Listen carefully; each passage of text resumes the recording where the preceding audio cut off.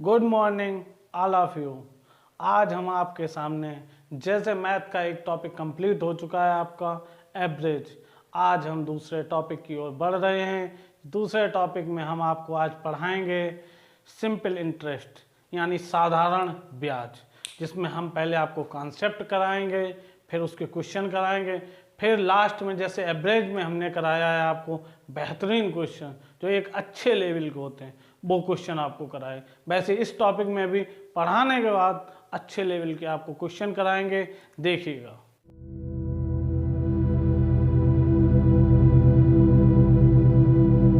बेटा आज हम आपको पढ़ाने वाले हैं बेटा एसआई। एसआई का मतलब होता है बेटा साधारण ब्याज। साधारण ब्याज, ठीक है बेटा, साधारण ब्याज।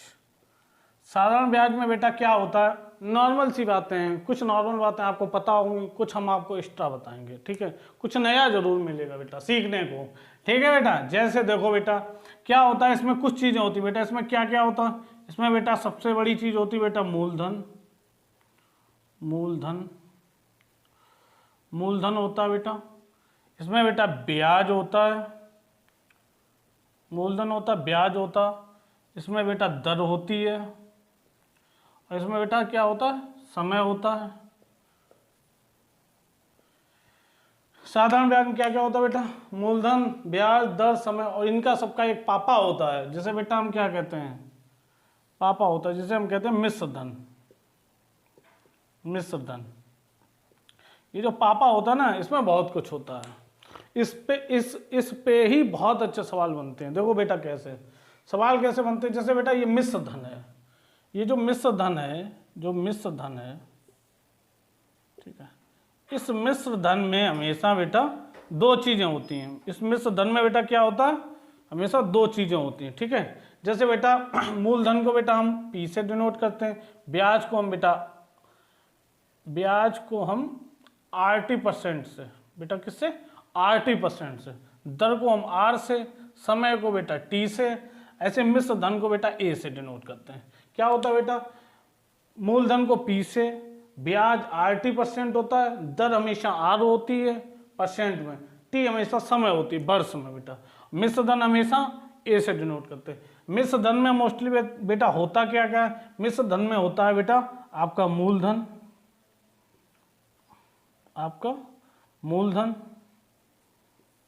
मूलधन और होता है बेटा ब्याज। मूलधन होता है और ब्याज। मूलधन हमेशा बेटा एक चीज ये नोट पॉइंट आपको हमेशा याद रखना, मूलधन हमेशा कितना होता है, 100%। मूलधन हमेशा कितना होता है, 100%। ब्याज जो होता है बेटा वो RT% होता है। RT% मतलब क्या, दर और समय का जो गुणनफल होता है, दर और समय का जो गुणनफल होता है बेटा वो सदैव क्या होता है, आपका ब्याज होता है। देखो बेटा आपको कुछ चीजें समझ में आ गई होंगी कि ये बेसिक है बिल्कुल। अब देखो चलते हैं, अब देखो बेटा क्या सीखना क्या है इसमें सीखना है बेटा, जैसे नोट पॉइंट में एक चीज हमेशा याद रखना कि मूलधन सदैव 100% होता है। जैसे कैसे बेटा देखो, जैसे ये मिश्र धन है, मिश्र धन है बेटा। मिश्र धन में हमने आपको बताया बेटा दो चीजें होती हैं, ये 100% क्या है, मूलधन, ये है RT%, ये क्या है ब्याज, ये ब्याज है बेटा, ये क्या है बेटा मूलधन, ठीक है बेटा। मिश्र धन का निर्माण कैसे होता है बेटा, जब मूलधन और ब्याज दोनों को जोड़ दिया जाए तो क्या यहां से निकल के आता है बेटा, 100 प्लस RT% जो होता है वो क्या होता है बेटा, मिश्र धन, ठीक बेटा। अब इस मिश्र धन से बहुत अच्छे अच्छे क्वेश्चन बनेंगे। देखो बेटा कैसे समझने की कोशिश करना। जैसे बेटा क्वेश्चन आपसे पहले एक बेसिक बता देते हैं। बेसिक जैसे क्या हुआ बेटा, जैसे आपके पास 1000 रुपये हैं, कितने, 1000 रुपये हैं, 1000 रुपये में बेटा 1000 रुपये पे 2 वर्ष के लिए आपके पास T बराबर कितना है, 2 वर्ष, और आपकी दर R कितनी है, 10%। दर कितनी है, 10%। आपको 1,000 रुपये पर 2 वर्ष के लिए 10% की दर से ब्याज मिलेगा, तो आपको कितना रुपए मिलेगा? तो आपको जो मिलेगा रुपए, ये क्या है? मूलधन है बेटा, मूलधन है बेटा। ये जो मिलेगा वो क्या होगा? आपको मिश्र धन मिलेगा, मिश्र धन मिलेगा ब्याज मिला के। यहाँ पे जो मिलेगा वो आपको ब्याज मिलेगा। देखो तीनों चीजें समझो बेटा। क्या करना है हमें? केवल क्या निकालना है? 80% जब हम निकालेंगे तो हमें क्या मिलता है? ब्याज। 80% मतलब R बराबर कितना है? 10, T बराबर कितना है? 2, कितना हो गया? 20%। आपको एक बहुत अच्छी सी बात पता होगी, पार्ट परसेंटेज, आपको जब परसेंटेज पढ़ाएंगे तो आपको और अच्छा समझाएंगे। 20% का मतलब क्या होता है बेटा? 20% का एक मतलब होता है, 20% का मतलब होता है बेटा 1/5। 1/5 होता। अगर 1,000 रुपये का 1/5 करोगे तो बेटा कितना आएगा? 200 रुपये। कितना आएगा बेटा? 1,000 रुपये का 5, 1/5 कितना आएगा बेटा? 200 रुपये। ब्याज कितना आ गया? 200 रुपये। मूलधन आपका कितना? 1,000 रुपये। आपके पास कितना मिश्रधन हो जाएगा? 1,200 रुपये। अब आपकी तीनों चीजें क्लियर हो गई। मूलधन 1,000, ब्याज 200 रुपये, मिश्रधन 1,200। अब इसी मिश्रधन से कभी भी आपको पूछेगा कि आपको मूलधन दिया होगा और ब्याज पूछ लेगा, तो इसके मूलधन हमेशा कितना है? इसका 1,000 और ब्याज कितना हो जाएगा? 200। ये चीज सीखनी, यहीं से बहुत अच्छा सवाल बन, यहाँ से बेटा बहुत अच्छा सवाल बनेगा। देखना कैसे बनता है, यहाँ से बहुत अच्छा सवाल बनेगा। देखो बेटा कैसे ब्याज जब भी निकालना हो बेटा, केवल आपको 80% निकालना। देखो कैसे, एक चीज और छोटी सी समझ लेते हैं यहाँ पे। सपोज करो आपको 4,000 रुपये है। 4,000 रुपये का आपको 2 वर्ष का ब्याज निकालना। परसेंटेज आपका 5% की दर से, ठीक, 5% की दर से। जो आपका ये R है, ये 5 क्या R है, ये क्या T समय है। तो आपको ब्याज निकालने के लिए हमने आपको बहुत अच्छा तरीका बताया। क्या बताया? 80%। 80% और 5 दूनी 10%। अब 10% का मतलब क्या? इसका 10% कितना हो जाएगा? 400। एक नॉर्मल सी बात है ना बेटा। 10% का मतलब क्या होता है? 1/10। 1/10 का मतलब क्या हो जाएगा? अगर आप 4,000 का 1/10 करोगे तो बेटा क्या हो जाएगा? 400 निकल आया। बहुत टेक्नोलॉजी है इसमें। जो अच्छे सवाल कैसे बनते हैं वो देखो। आप क्वेश्चन कैसे आएगा, देखो क्वेश्चन देखो बेटा। ये तो बेसिक जानकारी थी बेटा, ठीक है। अब देखो क्या कहेगा कि कोई धनराशि है बेटा, कोई एक धनराशि है, वो 20 वर्ष में अपने की दुगनी हो जाती है, तो कितने समय में 3 गुनी हो जाएगी? या ऐसे पूछे कोई धनराशि 20 वर्षों में 3 गुनी हो जाती, कितने समय में 6 गुनी हो जाएगी? तो आपको करना क्या है बेटा? जैसे क्वेश्चन ऐसे देगा, कैसे देगा बेटा कि कोई धनराशि है वो 20 वर्ष में बेटा कितनी हो जाती है? 2 गुनी हो जाती है। क्वेश्चन ऐसे आएगा, कोई धनराशि है 20 वर्ष में 2 गुनी हो जाती है।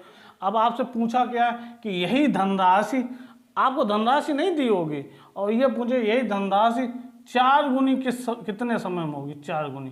तो आपको कुछ नहीं करना। अगर ये 4 गुनी हुई होगी तो इसमें एक मूलधन होगा, तो इसे ऐसे कर लो बेटा। मूलधन एक, देखो जैसे आपके पास आज रुपए हैं तो कोई चीज़ या तो 100% होती है या 1 होती है, हमेशा ध्यान रखो, इसका बहुत जगह। तो 1 मूलधन हो गया तो 3 क्या बचा? ब्याज, ठीक है। क्योंकि जो 4 गुनी होकर प्राप्त होगी वो एक मिश्र धन प्राप्त होगा। हमने आपको अभी लिखाया कि मिश्र धन में बेटा क्या क्या होता है? मूलधन और ब्याज। मूलधन, अब मूलधन बेटा 1 है तो ब्याज कितना? 3। जो 20 है इसका डायरेक्ट इससे केवल गुणा करना होता। कितना समय लगेगा? 60 वर्ष। आंसर आ गया बेटा, कुछ नहीं करना। क्वेश्चन होगा 20 वर्ष में कोई धनराशि 2 गुनी हो जाती है, वो 4 गुनी कितने समय में होगी? कुछ नहीं करना, केवल 1 कम कर देना है।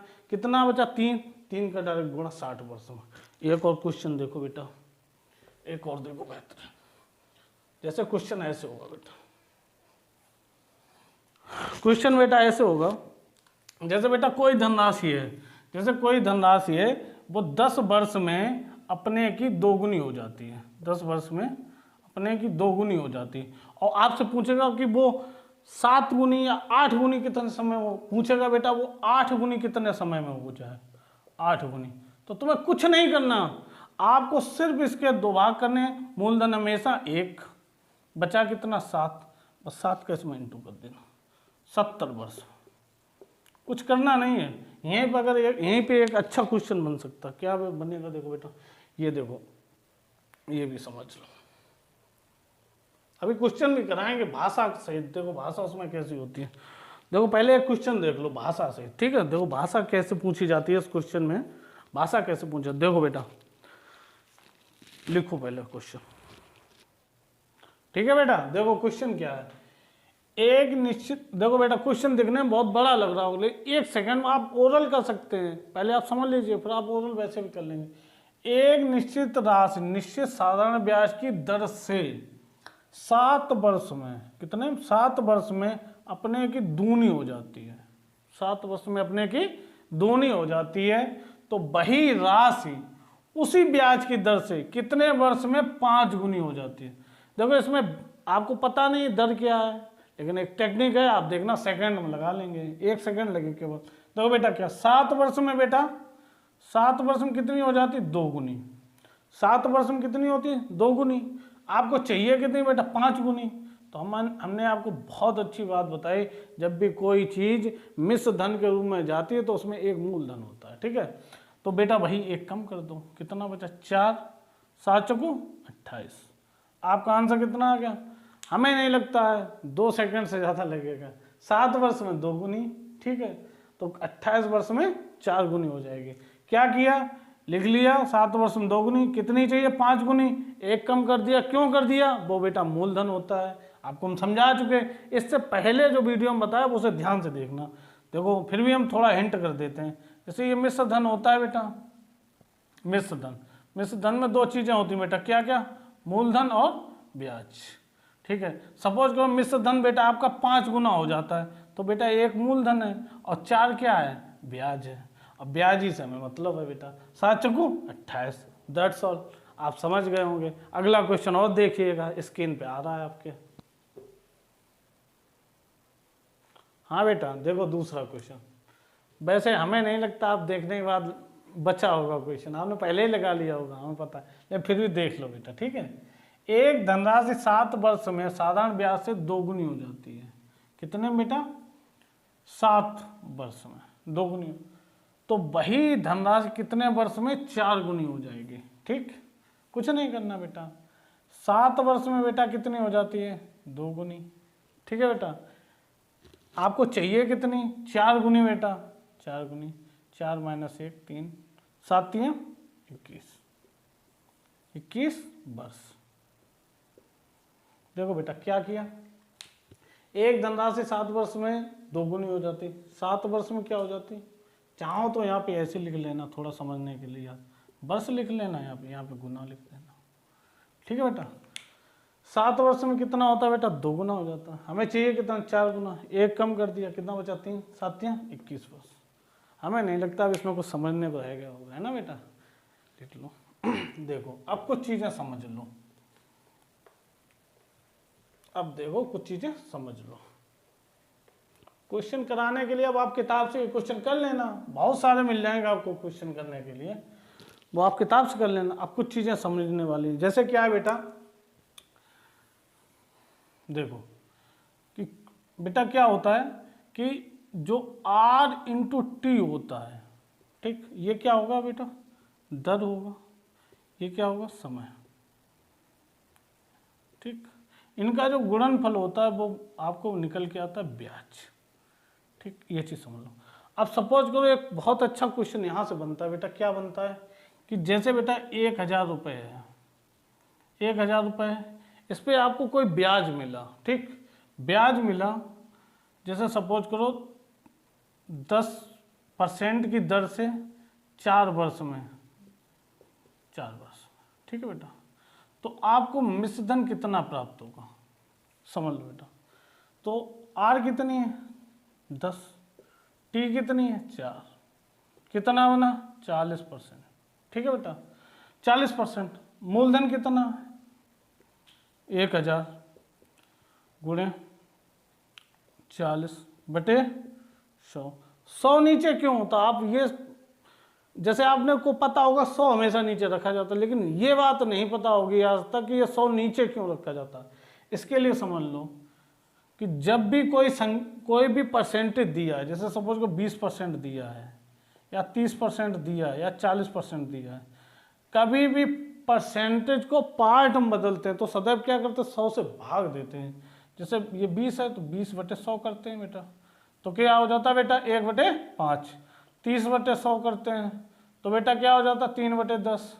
ऐसे 40/100 करते हैं तो क्या हो जाता है बेटा 2/5।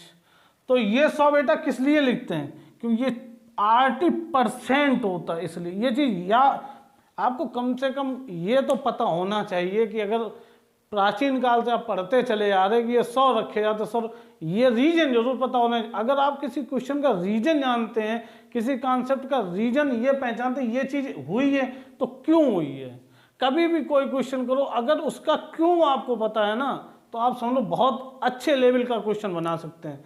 तो ये 100 कहाँ से आता है, ये सिर्फ ये जो परसेंट लिखा होता है 80%, इस वजह से आता है। ये परसेंट हट जाता 100 लिखते। अब 2 जीरो खत्म कर दो, कितना हो जाएगा बेटा 400। ये सिर्फ आपको ये चीज समझाने के लिए कि ये 100, इसीलिए क्वेश्चन करा है। और बेटा आपको पता है हमारे चैनल से आप जुड़ते रहिएगा और लाइक करिए, सब्सक्राइब करिए। और इस टॉपिक का जो अगला कॉन्सेप्ट बहुत ही बेहतरीन है, लाजवाब है, जिसे देख के आप खुद समझेंगे कि आपको सिंपल इंटरेस्ट में भी कुछ अच्छा पढ़ने को मिला है। उसकी वीडियो अगले दिन आपको मिलेगी 7 बजे। Bye bye, take care.